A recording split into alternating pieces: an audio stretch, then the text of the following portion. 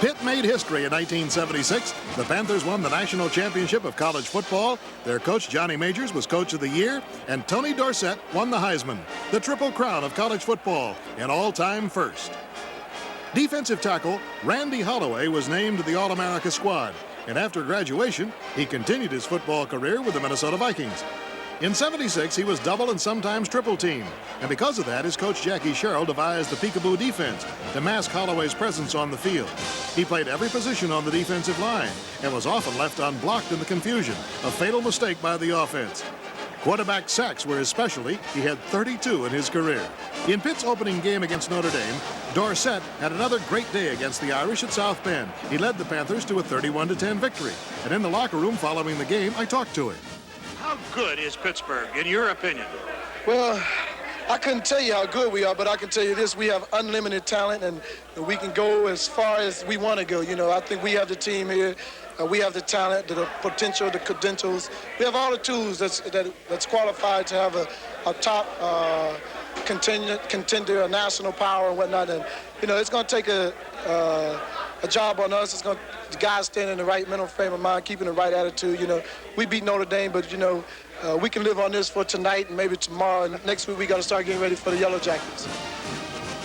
Although there were 10 games ahead, Pitt took them right in stride, and Dorsett ran like a meteor through them all. By the end of the '76 season, he had run farther and more often than any runner in collegiate history, scoring 59 touchdowns during his amazing 4-year career. His career points of 356 is still an all-time high. He became the first player to rush for more than 6,000 yards. He wound up with a total of 6,003. His brilliant career continues with the Dallas Cowboys. Gifford Nielsen of Brigham Young University gained his All-America status as a junior. During that year, he threw the ball 111 times before he was intercepted, and that's an all-time record. His father was a BYU basketball player back in the 40s. That was what Gifford concentrated on, basketball. After all, he was 6'5". But someone convinced him that a 6'5" quarterback would draw much more attention than a 6'5" basketball player. His height was a great advantage, enabling him to spot receivers over gigantic on-rushing linemen.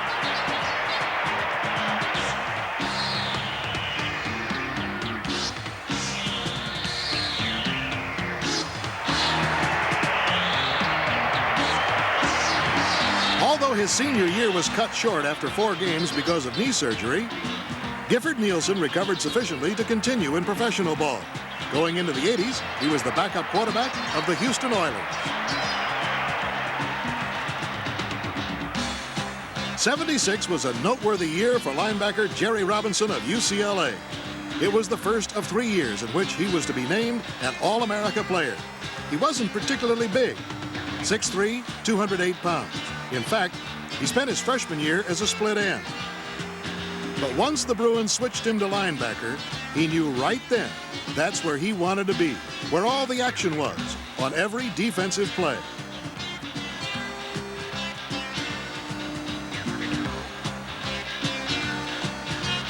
Robinson became UCLA's first unanimous All-America player, and then went on to stardom in the pro game with the Philadelphia Eagles. Crosstown rival USC produced a couple of defensive standouts in '76. One of them was defensive tackle Gary Jeter. The Trojans were determined, after Missouri scored 46 points on them in the season's opener, which, by the way, was their only loss, they were going to be stingy from then on. They lived up to their vow. They allowed an average of only 8 points per game for the rest of the way, and Gary Jeter, who later played with the New York Giants, was one of the main reasons. Safety man Dennis Thurman was another. He was to the secondary on defense what Jeter was to the forward wall. Indispensable. 5'11", 170, he was everywhere on the field. He led the nation in yards returned with interceptions. And against UCLA, he scampered 85 yards after seizing a fumble in midair. He's now a cornerback with the Dallas Cowboys. Ricky Bell repeated as an All-America back in 1976. He had picked up 6 additional pounds from the previous season without sacrificing any speed. This made him all the more devastating at 215. Unfortunately, his senior year was a disappointment to him. A number of injuries prevented him from attaining the goals that he had set for himself. But when he was right and he was healthy, he was unstoppable. Fortunately, his injuries were not serious, and he was the top choice of the Tampa Bay Buccaneers after graduation. Oklahoma State's Cowboys boasted their greatest running star ever in Terry Miller. He had 19 consecutive 100-yard games. He scored 49 career touchdowns. In '76, he led Oklahoma State to a co-championship of the Big Eight and a Tangerine Bowl victory over BYU. He repeated on the All-America squad in his senior year and wound up as the #3 rusher in the nation. In all, he broke 11 school records during his fabulous career with the Cowboys. And he continued his career in professional ball with the Buffalo Bills. Houston produced the Southwest Conference Player of the Year in '76 and the Lombardi Trophy winner of that season, defensive tackle Wilson Whitley. At 6'3" and 268 pounds, Whitley was the ideal defensive obstacle, and he came along just at the right time, Houston's first year in the Southwest Conference football race. He led the Cougars to a co-championship of the conference and a berth in the Cotton Bowl. He continues to make his presence felt as nose tackle with the Cincinnati Bengals. One of college football's great punt returners of the '70s came out of Iowa State, All-America Luther Blue. It'd be hard to match this 95-yard punt return against Nebraska, which broke the backs of the Cornhuskers and which set up the Big Eight for a late-season championship fight that eventually wound up in a three-way tie. Blue averaged more than 21 yards every time he touched the ball on pass receptions and kick returns. He played with the Detroit Lions until injury ended his career at the end of the decade. When the '76 season was over, there wasn't much of a question about how the balloting for the Heisman Trophy would turn out. Tony Dorsett won in a landslide. I'm deeply thankful to be chosen to represent the Heisman Trophy. And I'm just hoping right now that the good Lord will help me live up to such an outstanding award. When Tony Dorsett passed the all-time rushing mark of Archie Griffin with this run against Navy in the 7th game of the season, he really wasn't prepared for the kind of a celebration that occurred.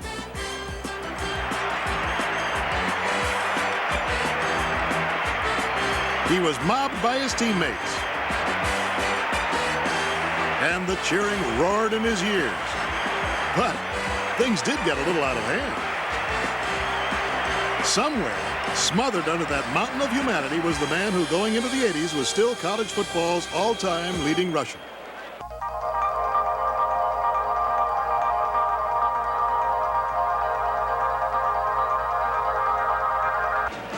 For the second time in the decade, Notre Dame was named the national champion in college football.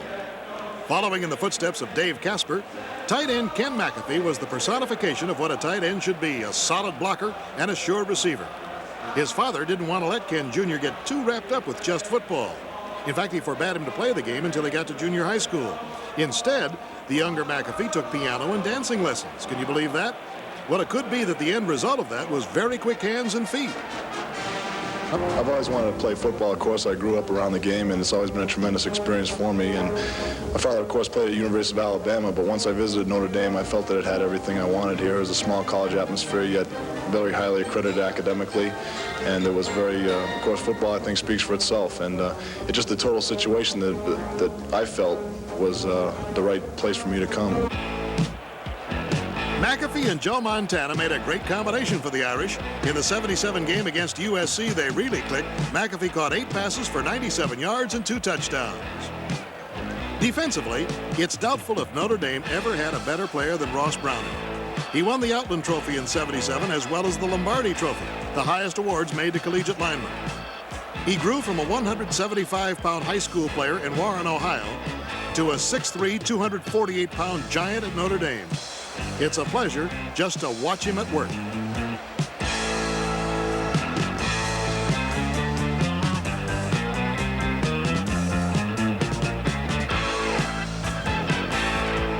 Ross Browner was a master at his trade, destroying enemy ball carriers and seeking out a loose ball to wherever he may have detoured it, like in the end zone for a touchdown.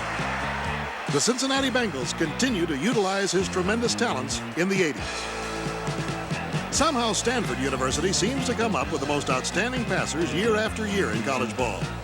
Quarterback Guy Benjamin added his name to a list that includes the likes of Frankie Albert, John Brody, and Jim Plunkett. In his senior year, he led the nation in passing, was second in total offense. The Cardinals were 9-3 on the season and scored a victory over LSU in the Sun Bowl. Benjamin's 63% completion record was so impressive, he was bound to wind up in professional ball on the roster of the New Orleans Saints. In that Sun Bowl game for LSU was one of the nation's finest running backs in '77, Charles Alexander, nicknamed Alexander the Great. In high school, he played 4 years under 4 coaches, learning 4 different offenses. He wasn't heavily recruited, but Coach Charlie McClendon liked his 9.4 speed. Eventually, Charles Alexander attained All-America honors and went on to be a running back with the Cincinnati Bengals. He'll be remembered at LSU with such other great ball carriers as Cannon, Taylor, Stovall, and Van Buren. Another player to come out of the Southeastern Conference in '77 to gain national honors was Alabama's Ozzie Newsome. Coach Bear Bryant called him the best end in Alabama history, including even Bear's teammate, the great Don Hudson. When you see the catches that Newsome comes up with, you can understand why his teammates labeled him simply Oz the Wizard.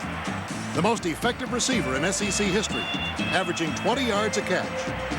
Ozzie's pro career should continue to flourish as a 232-pound tight end with the Cleveland Browns. The Coach of the Year in 1977 was Lou Holtz of Arkansas. In his first year in the Southwest Conference, he led the Razorbacks to an 11-1 record, including a tremendous upset victory over Oklahoma in the Orange Bowl. Number 77 of Texas was worn by defensive tackle Brad Shearer, the Outland Trophy winner. At 6'4" and 255, he was the spearhead in a defense that yielded only 5 touchdowns rushing all season long and only 91 yards per game. He was the first draft choice of the Chicago Bears, who have long had a reputation for tapping defensive greats. Brad's Longhorn teammate Earl Campbell won the Heisman Trophy. It's rare when both the Outland and the Heisman winners are from the same team. In '77, Earl Campbell became the first player ever from the Southwest Conference to win the national rushing title.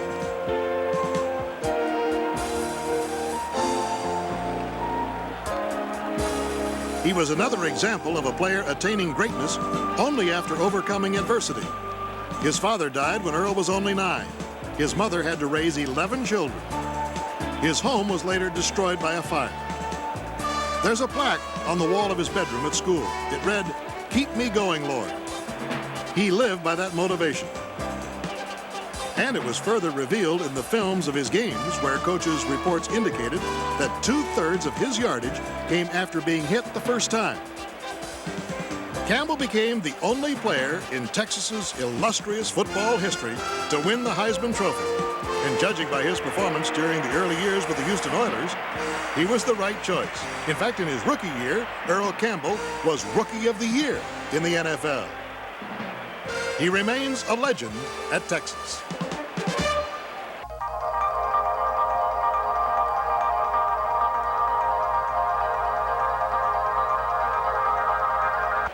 In 1978, Alabama was proclaimed the national champion by the AP, despite a 24-14 loss to Southern California. Arizona State helped Bama's cause by knocking off USC during the regular season. The Tide had excellent offensive balance with the passing of quarterback Jeff Rutledge and the running of number 22, Tony Nathan. Nathan was a 4-year letterman for Coach Bryant. In his senior year, he led the team in rushing. And had he not shared the burden of running with Major Ogilvy, Steve Whitman, Billy Jackson, and Lou Eichner, no doubt he would have been named to the All-America squad. As it was, Nathan wasn't disappointed at all in missing personal honors. He had his glory by being on a national championship team.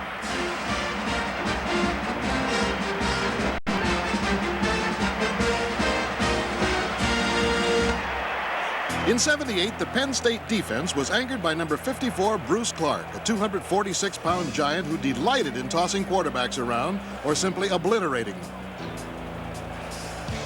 Coach Joe Paterno called Clark the most dominating player Penn State ever had. And there are a few ex-quarterbacks roaming around who would agree with that.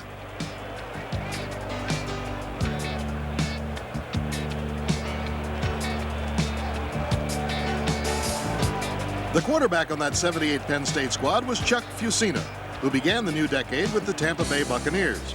In his sophomore year, Penn State was floundering, able to win only 1 out of the first 4 games. So Paterno decided to start Fusina. From then on, all through Chuck's career, he never lost the job, and he moved the team to a 27-3 record thereafter.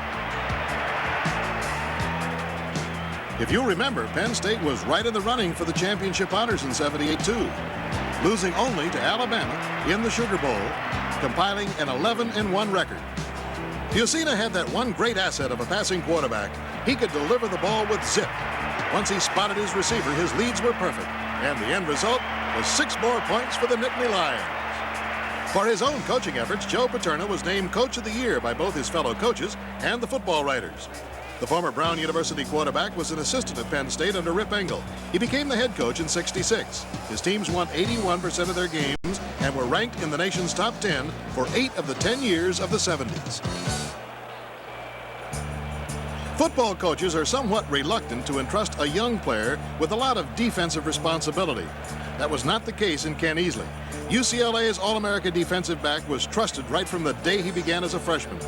The Bruins have counted on him to make the big play. Whether slashing through to nail the ball carrier like he does here on Charles White, or covering on pass defense, or playing linebacker, or playing the cornerback, or playing free safety, didn't make any difference. He covered more ground on the field than any other player who ever performed in the defensive secondary. It's one of the reasons he'll become the first 4-time All-Pac-10 player before his career finishes. Ken Easley has the size at 6'2" and 202 pounds to play anywhere on a team, and no matter where he would play, he would make national headlines. Just look at his moves when he's carrying the ball.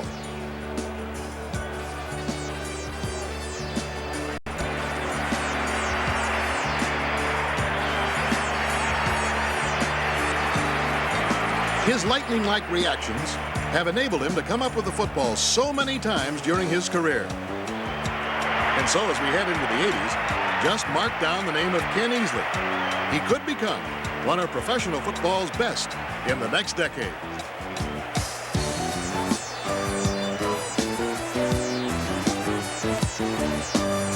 The greatest running back in the history of North Carolina State, Ted Brown, climaxed his career in 1978 by establishing an even dozen school records.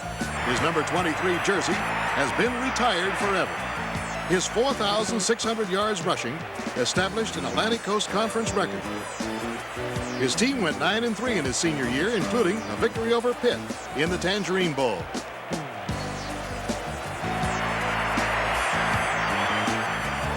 Ted Brown continued his football career after graduation as a running back with the Minnesota Vikings.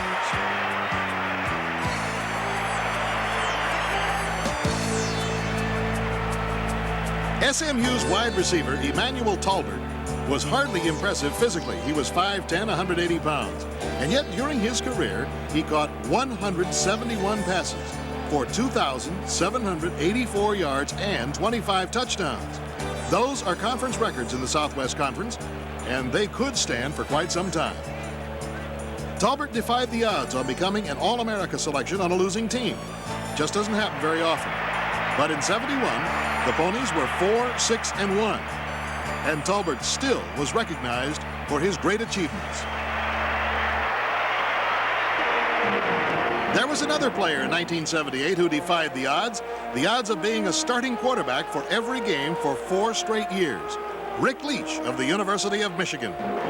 He became the most productive player in the history of the Big Ten. He accounted for 82 touchdowns, 48 by passing, 34 by rushing. His ability to run as well as pass enabled him to lead Michigan to a share of 3 Big Ten titles and 1 second-place finish in his 4 years. He won the Silver Football Award in 1978, given annually by the Chicago Tribune to the most valuable player in the Big Ten. Rick Leach is the only player in football history ever to score more than 200 points running and more than 200 points passing. Although he was drafted by the Denver Broncos, he decided to concentrate on baseball. And in the decade of the 80s, the Detroit Tigers are hoping that he'll help them win the American League pennant and the World Series. At Michigan, his football exploits live on in the record books and in the memories of those who saw him play.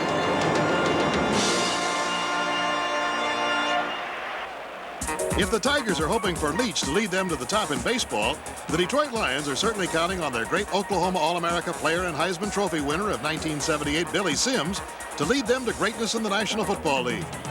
At Oklahoma, Sims became a legend. But it really didn't happen until his junior year, when all of a sudden he just exploded. He averaged nearly 8 yards per carry. He scored 20 touchdowns. And he had 4 games in which he went over the 200-yard mark. It was sheer pleasure to watch him run, whether in the open, burning a defensive halfback, or getting the tough yards inside.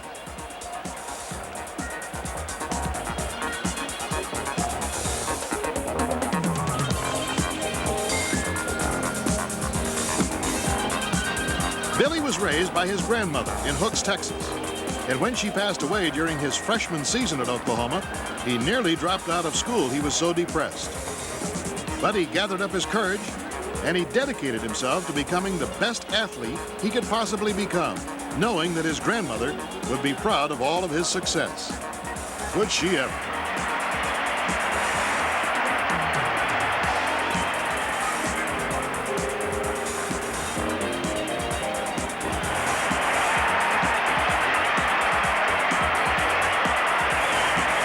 One thing Billy really enjoyed was going airborne, as if being shot out of a cannon. He said, "I just love to fly." The high point of his life came when he was named as the Heisman Trophy winner of 1978.